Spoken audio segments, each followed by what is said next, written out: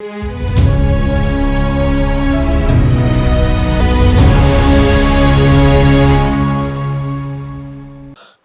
दोस्तों, राजनीति की बातों में आपका स्वागत है। मैं हूं आपका दोस्त धर्मेंद्र कंवाली। दोस्तों, कैसा भी सख्त इंसान रहा हो, उसके सीने में एक दिल होता है और जब ये दिल भर आता है तो आंसू भी निकल आते हैं। चौधरी बंसीलाल को जीवन में सार्वजनिक जगह पर केवल 2 बार रोते हुए लोगों ने देखा। एक तो 4 जुलाई 1999 के दिन और दूसरी बार जब उनके बेटे सुरेंद्र सिंह का निधन हुआ तब। आज के वीडियो को बहुत ध्यान से सुनना दोस्तों, क्योंकि ये चौधरी बंसीलाल के अंतिम दिनों की कहानी है। हुआ यह था दोस्तों कि तमाम कोशिशों के बावजूद भारतीय जनता पार्टी के साथ सरकार में शामिल विधायकों और मंत्रियों ने चौधरी बंसीलाल को परेशान करने में कोई कसर नहीं छोड़ी थी। गठबंधन का धर्म निभाते निभाते चौधरी बंसीलाल का भी, जो कहते हैं ना, हरियाणा में भीतर भर आया था। लेकिन इसके बावजूद प्रोफेसर रामविलास शर्मा जी की मुख्यमंत्री बनने की महत्वाकांक्षा तमाम कोशिशों पर पलीता लगा रही थी। हरियाणा विधानसभा की 25 जून 1999 की कार्रवाई पढ़ें आप दोस्तों, तो बहुत आप समझ आ जाएगा कि भाजपा समर्थन वापस लेने की पूरी तरीके से मूड में थी। राज्य में इसके कई नेताओं ने खुलेआम इंडियन नेशनल लोकदल के गीत गाने शुरू कर दिए थे।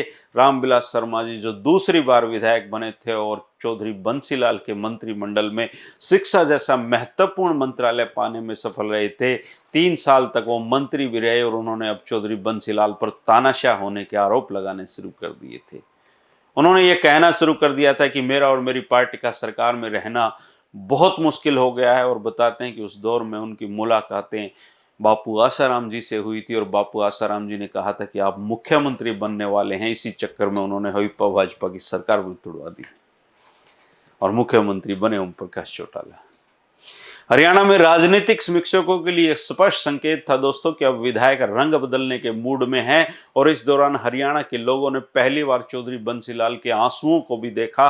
और प्रधानमंत्री अटल बिहारी वाजपेयी 4 जुलाई 1999 को गुलजारीलाल नंदा जी की स्मृति में एक स्मारक की आधारशिला रखने कुरुक्षेत्र में पधारे थे। कुरुक्षेत्र विश्वविद्यालय के सभागार में चौधरी बंसीलाल प्रधानमंत्री के साथ मंच पर बैठे हुए थे, और भाजपा ने तब तक बंसीलाल सरकार से समर्थन वापस लेने के स्पष्ट संकेत दे दिए थे। और जब चौधरी बंसीलाल ने अपना भाषण प्रारंभ किया तो उनको नंदा जी के साथ बिताया अपना वक्त याद आ गया। गुलजारीलाल नंदा जी ने चौधरी बंसीलाल के साथ उनका जो जुड़ाव था, बहुत गहरा जुड़ाव था दोस्तों, और नंदा जी ने उनको मुख्यमंत्री बनाने के साथ साथ राजनीतिक मार्गदर्शक की भूमिका निभाई थी, इसलिए वो उन पर बात करते हुए भावुक होते चले गए। आजकल तो प्रधानमंत्रियों के भी आंसू निकल आते हैं दोस्तों, लेकिन चौधरी बंसीलाल के आंसू निकलना वास्तव में एक बड़ी हैरानी की बात थी। चौधरी बंसीलाल का अपने भाषण में ये याद आ गया उनको कि कैसे गुलजारीलाल नंदा जी को अपना सरकारी आवास तब खाली करना पड़ा था जब भाजपा के नेतृत्व वाली सरकार ने ये नीति घोषित की थी कि नई दिल्ली में जो नेता सरकारी आवास में रह रहा है, अब वह किसी सरकारी पद पर नहीं है, उनको सरकारी आवास खाली करने होंगे।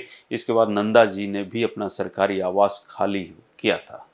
चौधरी बंसीलाल ने अपने भाषण से हटते हुए कहा कि नंदा जी को नई दिल्ली की डिफेंस कॉलोनी में 2 कमरों के एक बरसाती में जाना पड़ता था, जिनमें से एक कमरा वे सैन्य कक्ष के रूप में इस्तेमाल करते थे और बैठक के काम में लेते थे, और एक कमरे को छोटा सा पुस्तकालय उन्होंने बना दिया था।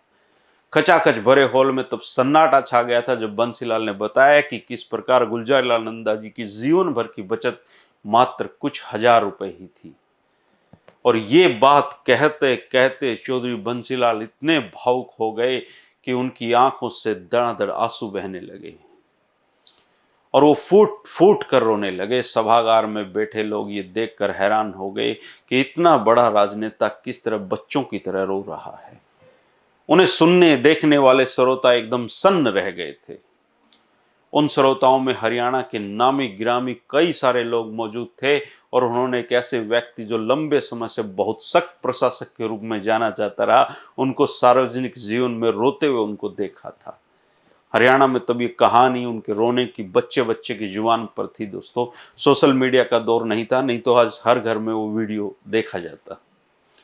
प्रधानमंत्री वाजपेयी इस घटना पर प्रतिक्रिया जब बाद में उन्होंने व्यक्त की तो उन्होंने कहा कि बंसीलाल जी को इतना भावुक नहीं होना चाहिए था, और यह भी कहा कि सत्ता में होना या न होना इतना महत्वपूर्ण नहीं होना चाहिए।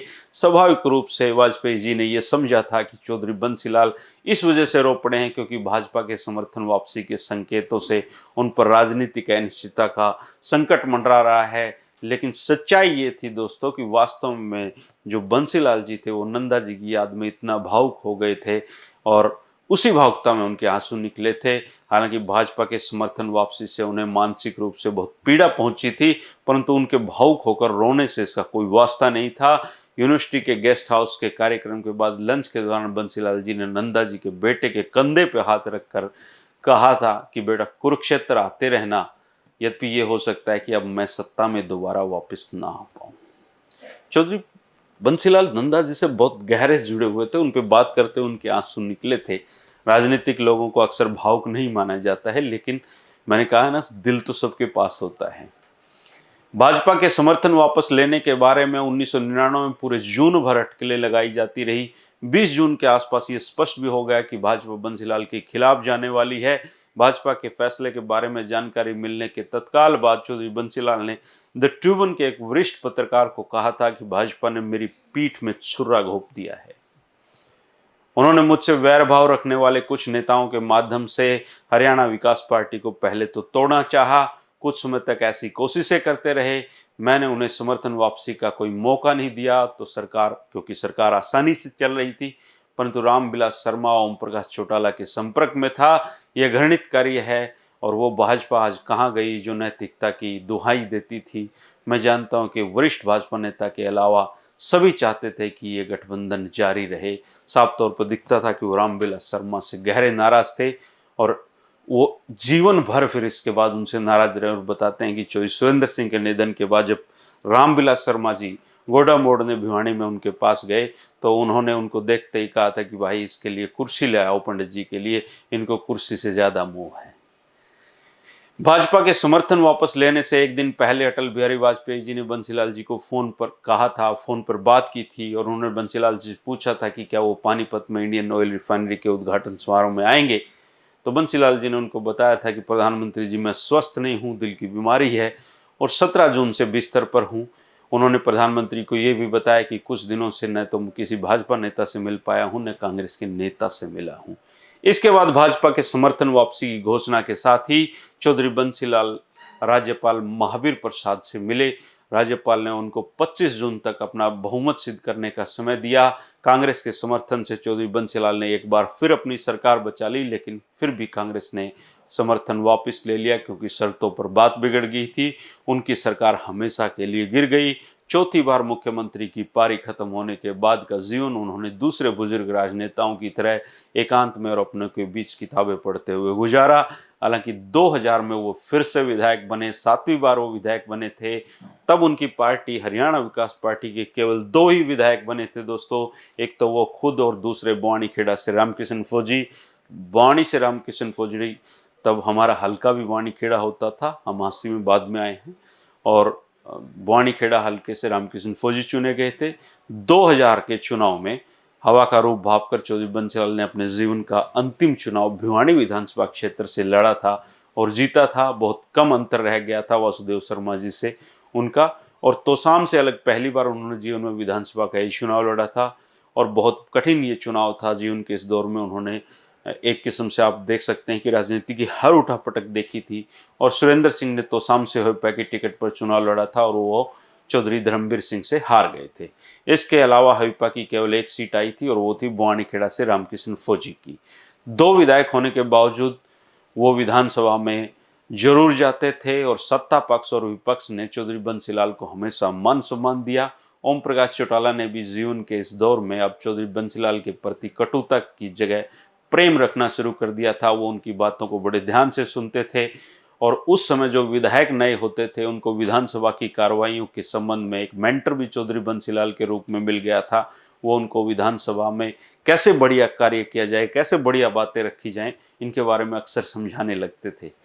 2005 के चुनाव तक हविपा का विलय कांग्रेस में हो गया था दोस्तों। चौधरी बंसीलाल ने चुनावी राजनीति से के बाद संन्यास ले लिया था, लेकिन 2005 के चुनाव में उनके बेटे सुरेंद्र सिंह ने तोसाम से चुनाव जीता। वो कृषि मंत्री बने भूपेंद्र सिंह हुड्डा की सरकार में। उनके बड़े बेटे रणवीर सिंह महिंद्रा अपनी ससुराल मोढाल से विधायक चुने गए। दामाद सोमवीर सिंह लोहारू से विधायक चुने गए। रामकिशन फौजी जो उनकी पार्टी का अंतिम साथी था, वो बवानीखेड़ा से फिर से चुनाव जीतकर विधानसभा पहुंचे।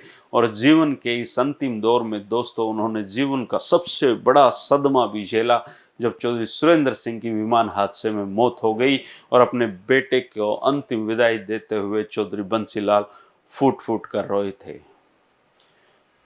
सुरेंद्र सिंह की मौत के बाद वो एक ऐसे टूटे कि फिर जुड़ नहीं पाए, और जब जब उनके आंसू निकल जाया करते थे दोस्तों, वो अक्सर सुरेंद्र सिंह को याद करके रोया करते थे। बताते हैं उनके नज़दीकी, वो कहा करते थे कि जीवन में उन्होंने मुख्यमंत्री रहते हुए अच्छे काम भी किए और शायद कुछ ऐसी गलतियां भी हो गई जिसकी वजह से बुढ़ापे में उनको ये दुख झेलना पड़ रहा है। 26 मार्च 2006 की सुबह उन्होंने कुछ तकलीफ होने की बात कही। उनकी बेटी सरोज और सविता उनको डॉक्टर पी वेणुगोपाल और डॉक्टर बलराम भार्गव को दिखाने के लिए दिल्ली एम्स में लेकर गए। उनको तत्काल वहां भर्ती किया गया। डॉक्टर वेणुगोपाल और डॉक्टर भार्गव भी वहीं बैठ गए और कुछ चुटकुले भी चौधरी बंसीलाल को सुनाए गए। डॉक्टर भार्गव ने जब ये कहा कि आप करीबन करीबन सरदार पटेल जैसे ही हैं, तो चौधरी बंसीलाल का चेहरा एकदम से खिल उठा था, क्योंकि वो खुद सरदार पटेल के बहुत बड़े फैन थे। दोपहर के भोजन के बाद उनको दिल का हल्का दौरा पड़ा और इसके कुछ देर बाद दूसरा दौरा पड़ा, और शाम 3:30 बजे 26 मार्च 2006 को आईसीयू में उनको ले जाया गया। 28 मार्च 2006 की देर रात उन्होंने अंतिम सांस ली और परिवार के सारे सदस्य उनके चारों तरफ खड़े थे, केवल सुरेंद्र सिंह को छोड़कर। उनकी मौत ना हुई होती शायद दोस्तों, चौधरी बंसीलाल जी काफ़ी समय तक जीवित रहते, लेकिन सुरेंद्र सिंह की मौत ने उनको बिल्कुल तोड़ दिया था। अगले दिन अखबारों की हेडिंग थी, हरियाणा का विकास पुरुष नहीं रहा। आज हम उनकी कहानियां ही सुनते हैं दोस्तों, जो इस बात का परिणाम है कि हरियाणा के इतिहास में चौधरी बंसीलाल का नाम हमेशा हमेशा के लिए अमर रहेगा। और जब भी हरियाणा की बात आएगी, चौधरी बंसीलाल का नाम आदर और सम्मान के साथ लिया जाएगा दोस्तों। इसी के साथ चौधरी बंसीलाल की कहानी का भी मैं अपनी तरफ से समापन करता हूं दोस्तों। अब अगर आप कहेंगे तो कुछ फोटोग्राफ्स हैं 50-60 के करीब, जो उनकी बेटी सरोज जी हैं, उन्होंने संजोया है, उनको रखा है। उनके माध्यम से चौधरी बंसीलाल के जीवन की सचित्र कहानी आपको मैं दिखा सकता हूं। आप कहेंगे तो मैं जरूर लेकर आऊँगा।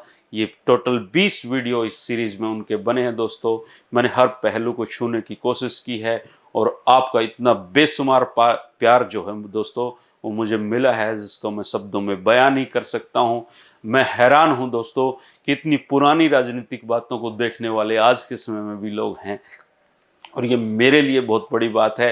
हरियाणा के उन पत्रकार साथियों के लिए भी बहुत बड़ी बात है दोस्तों, जो अच्छी खबरें करते हुए घबराते हैं कि अब उनको कौन देखता है। लेकिन हरिभूमि टीवी और हरिभूमि टीवी के दर्शक इस बात का परिणाम है दोस्तों कि अच्छी सच्ची चीज़ों को देखने वाले लोग आज भी हैं। इसलिए दूसरे लोगों को भी इसकी कोशिश करनी चाहिए। दोस्ती बनाए रखिएगा। 3 बजे मुलाकात होती रहेगी। अब कुछ वीडियो कोशिश करूंगा चौधरी देवीलाल पर लेकर आऊं। चंडीगढ़ से चौटाला एक किताब है दोस्तों। वैसे तो बहुत सारी किताबें चौधरी देवीलाल पर लिखी गई हैं, लेकिन चंडीगढ़ से चौटाला किताब मुझे लगता है कि बहुत अच्छी किताब है, प्रामाणिक किताब है, जिसमें कोई अतिरेक चीज़ें नहीं हैं। तो उसके माध्यम से, और बाकी चीफ मिनिस्टर ऑफ हरियाणा और जो दूसरे आईएएस अफसर की किताबें हैं, वो सब खंगाल के कुछ जो महत्वपूर्ण जानकारियां हैं वो आपके सामने लेकर आऊँगा। जल्दी मिलते हैं चौधरी देवीलाल जी की कहानी के साथ। तब तक के लिए शुक्रिया, नमस्कार। 3 बजे बने रहिएगा राजनीति की बातों में अपने दोस्त धर्मेंद्र कंवारी के साथ। नमस्कार।